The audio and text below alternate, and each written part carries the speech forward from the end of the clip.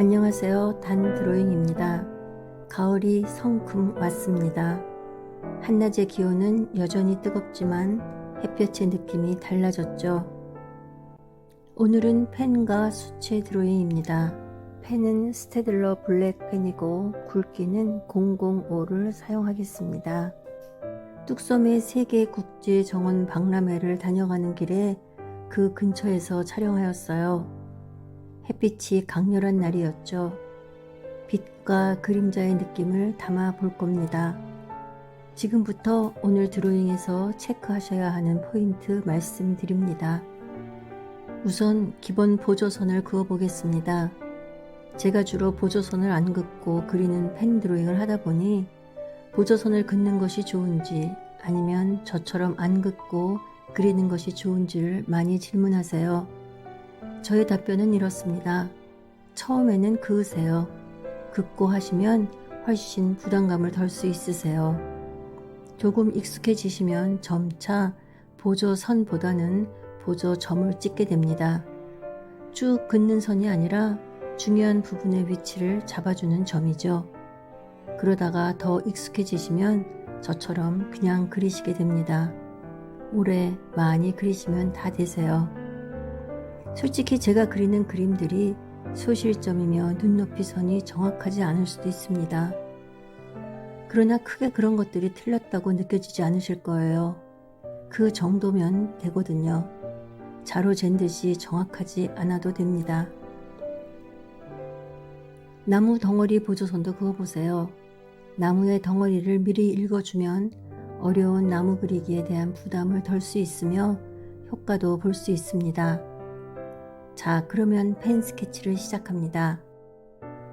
수채화 할 때 펜 스케치를 어느 정도로 그려야 하나 하는 것은 정해져 있지 않아요.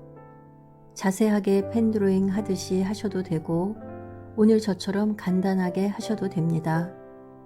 펜 스케치를 자세히 잘 그리고 물감을 좀 옅게 얹으면 펜의 매력을 살리는 드로잉이 될 테고 반대로 펜을 가볍게 그리고 수채의 느낌을 더 주는 드로잉을 하셔도 됩니다. 이렇게도 해보고 저렇게도 해보면 내가 좋아하는 스타일을 알게 될 테니 용기 있게 여러 가지 방법을 해보세요. 펜 드로잉 하실 때 펜으로 바로 들어가지 않고 차분히 연필로 밑그림을 그리시는 분들이 많습니다. 자세한 관찰로 제대로 된 형태를 그려내시죠. 저는 역시 하며 엄지척을 해드립니다.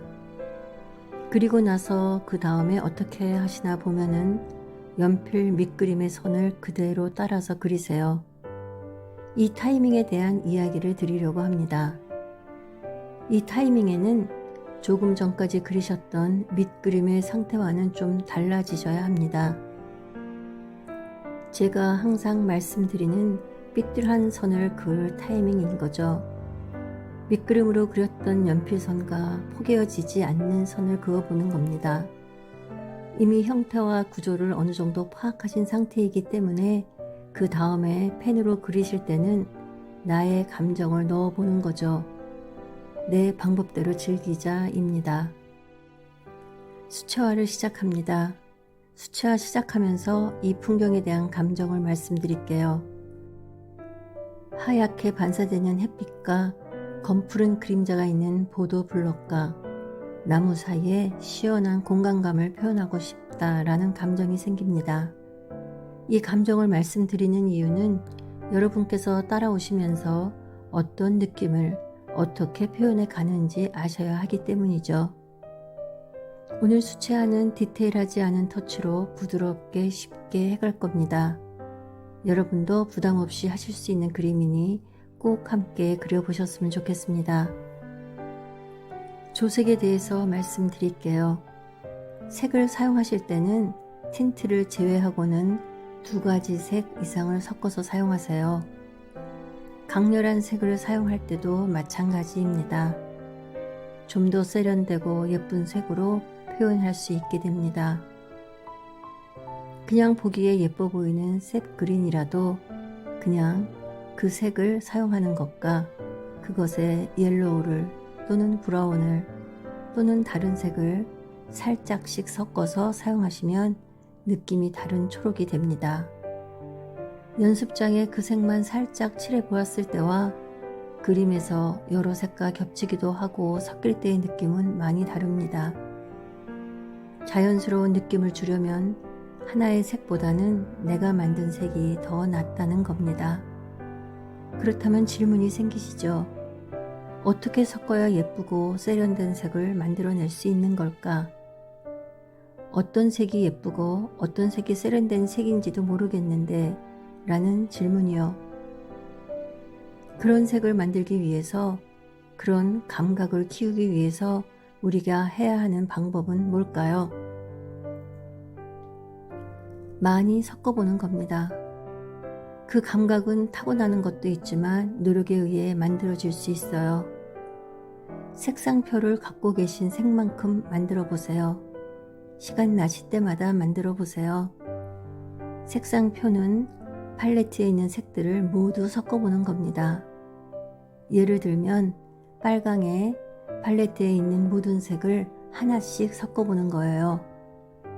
빨강에 이렇게 여러 가지 색을 섞어보았을 때 어떤 일이 벌어지는지 알게 되는 거죠.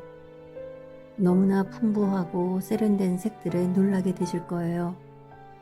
생각보다 재미있고 시간도 잘 갑니다. 하고 나면 뿌듯해지고요. 지금 사용하는 색을 계속 올려드리고 있습니다. 최소한의 가이드라인입니다. 참고하셔서 응용해 가세요.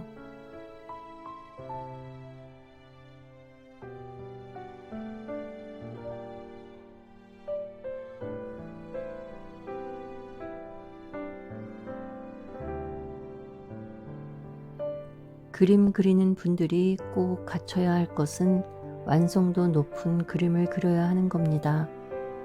잘 그리기 위한 여러 방법을 아셔도 대부분 완성을 잘 못하세요. 그림을 잘 그리는지 못 그리는지를 판단하게 하는 것이 완성도입니다. 그러면 어떻게 어느 정도까지 그리는 것이 완성도가 높은 그림일까? 그 판단이 어려우시죠? 사실 완성이란 끝이 없겠죠. 훌륭한 화가들의 미완성 작품도 명작이라고 불립니다.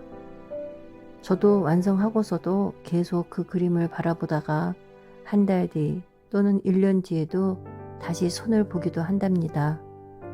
완성도 100%란 없습니다. 지금 말씀드리는 완성도 높은 그림을 그리기 위한 노력의 방법 한 가지를 추천드립니다.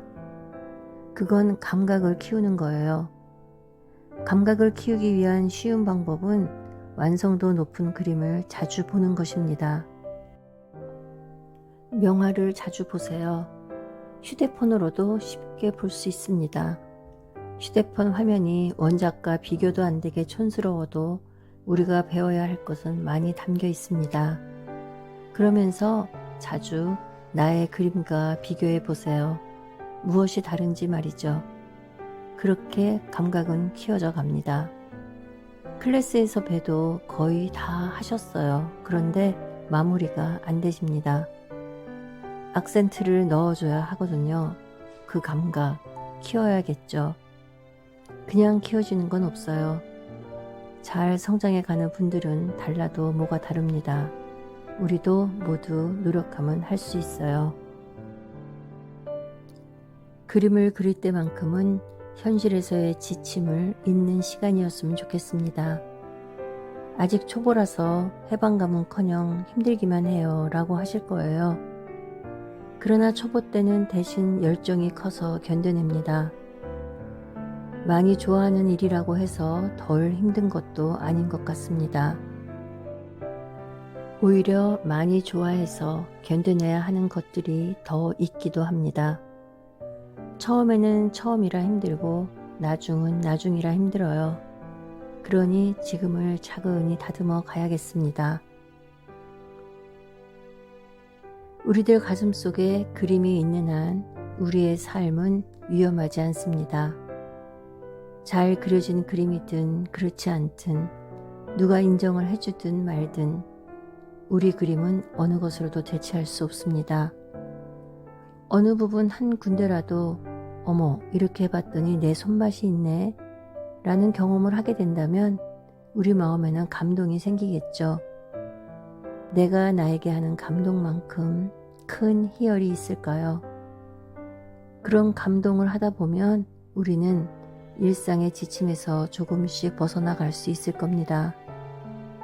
그래서 그림이 있는 한 우리 삶은 위험하지 않을 것 같습니다.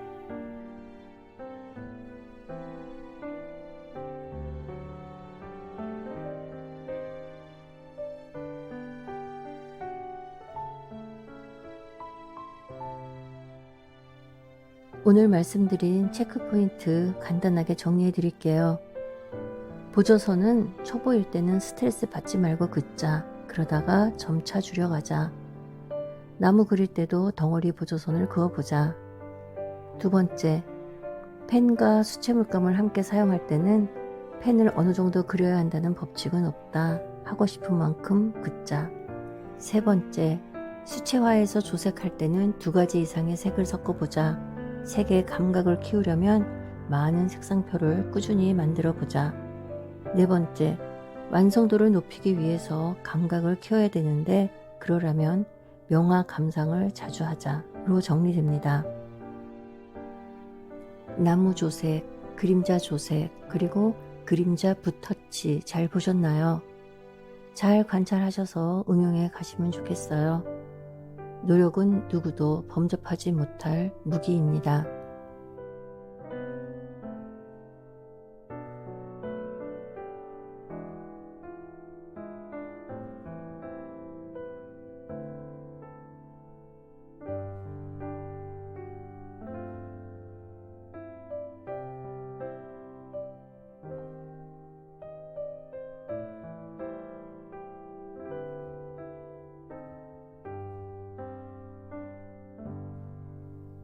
(9월입니다) 이제 우리는 가을을 그려야겠습니다. 오늘도 끝까지 함께 해주셔서 고맙습니다. 다음 영상에서 또 봬요.